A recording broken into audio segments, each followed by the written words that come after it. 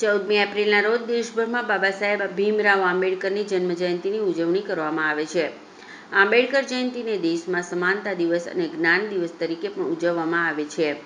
આજરોજ ડૉક્ટર બાબા સાહેબ આંબેડકર સાહેબની 133મી જન્મજયંતિ નિમિત્તે અંકલેશ્વર શહેર ભાજપ દ્વારા રેલવે સ્ટેશન પર આવેલા ડૉક્ટર બાબા સાહેબ આંબેડકરની પ્રતિમાને ફૂલહાર કરી પુષ્પાંજલિ કરવામાં આવી હતી.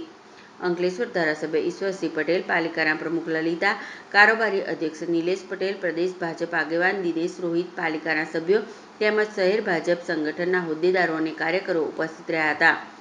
અંકલેશ્વર શહેર રેલવે સ્ટેશન સ્થિત ડૉક્ટર બાબા સાહેબની પ્રતિમાને વિવિધ રાજકીય પક્ષો, આગેવાનો, સામાજિક કાર્યકરો, સંગઠનો સહિત દલિત સમાજના આગેવાનો દ્વારા ફૂલહાર અર્પણ કરવામાં આવ્યા હતા.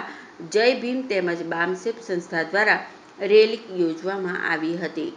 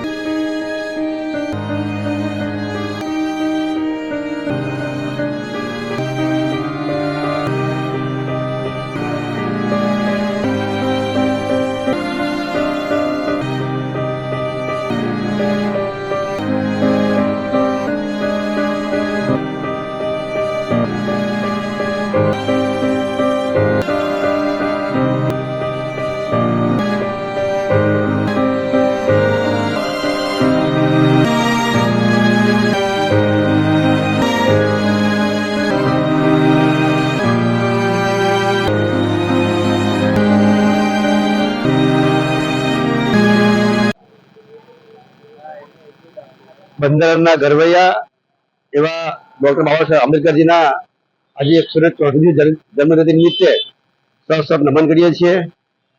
બાબા આંબેડકરજીનો જન્મ 1891 14મી એપ્રિલના રોજ મધ્યપ્રદેશના મહુ ખાતે થયો હતો અને 6 ડિસેમ્બર 1956ના રોજ એમનું દેહાંત થયું હતું.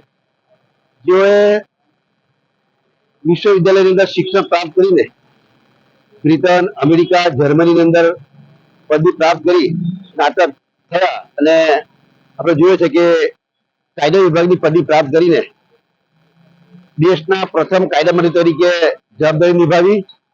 સાથે સાથે અત્યારે આપણે જે જીવીએ છીએ એ કાયદાઓનું નિર્માણ પણ ડોક્ટર બાબા સાહેબ આંબેડકરજીની દેણ છે કે જેમણે થકી આ સંવિધાનની રચના થઈ અને આજે આપણે આ બાબા સાહેબ આંબેડકરજીના જે સંવિધાન છે એમાં આપણે જીવી રહ્યા. ત્યારે બાબા સાહેબ આંબેડકરના જીવનમાં અનેક સંઘર્ષો બાદ પણ સહેજ પણ વિચલિત ન થતા તેઓએ એક સમાજ સુધારક તરીકે પણ કામગીરી કરી. બાળ વિવાહ હતા, બાળ વિવાહને પણ નાબૂદ કરવા માટેનું એક અભિયાન ચલાવ્યું. મહિલાઓની પણ રક્ષા થાય એના અધિકારો પણ એમને અપાવવાનું કામ કર્યું.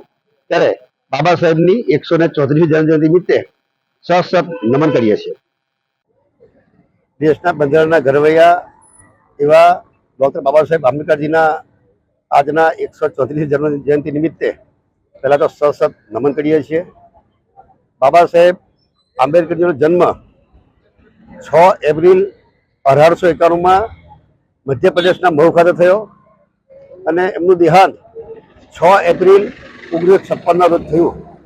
જેઓએ આ 65 વર્ષના સમયગાળા દરમિયાન અનેક સંઘર્ષોનો સામનો કરીને એમણે મુંબઈ વિશ્વવિદ્યાલય ખાતેથી પદવી પ્રાપ્ત કરી. ત્યાંથી USA બ્રિટન, જર્મની ખાતે પણ જેને ત્યાં વિશ્વવિદ્યાલયમાંથી કાયદાના સ્નાતક થઈને તેઓએ આજે આપણે જે જીવી રહ્યા છે એ બંધારણના ઘડવૈયા એવા ડૉક્ટર બાબા સાહેબ જે બનાવ્યું છે ને એમાં આપણે જીવી રહ્યા છે, ત્યારે જે પ્રકારે સમાજ સુધારક તરીકેની પણ જે કામગીરી કરી, બહેનોને અધિકારો એમના પ્રાપ્ત થાય, જે બાળ વિવાહ કરતા હતા એને બંધ કરવાનું કામ પણ બાબા સાહેબે કર્યું. અને જોઈએ છે આપણે કે દલિત શોષિત વર્ગોનું કલ્યાણ થાય એવા કાયદાનું નિર્માણ કરીને આજે જોઈએ છે કે બાબા સાહેબ 134મી જ્યારે જન્મજયંતિ આપણે ઉજવી રહ્યા ત્યારે બાબા સાહેબને કોટી કોટી વંદન કરીએ છીએ. અને હજી પણ આ દલિત શોષિત સમાજ ખૂબ આગળ વધે એવી આ નિમિત્તે હું પ્રાર્થના કરું છું. જય ભીમ. ડૉક્ટર બાબા સાહેબ આંબેડકરની 134મી જન્મજયંતિ નિમિત્તે તમામ લોકોને હાર્દિક શુભેચ્છા, શુભકામનાઓ.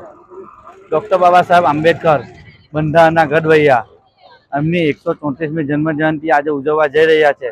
એ નિમિત્તે અંકલેશ્વર બાબા સાહેબની પ્રતિમા પાસે સૌ લોકો એકઠા થયા છે અને બાબા સાહેબને પુષ્પાંજલિનો કાર્યક્રમ રાખેલ છે. બાબા સાહેબ આંબેડકર ફક્ત દલિતોના જ નેતા ન હતા.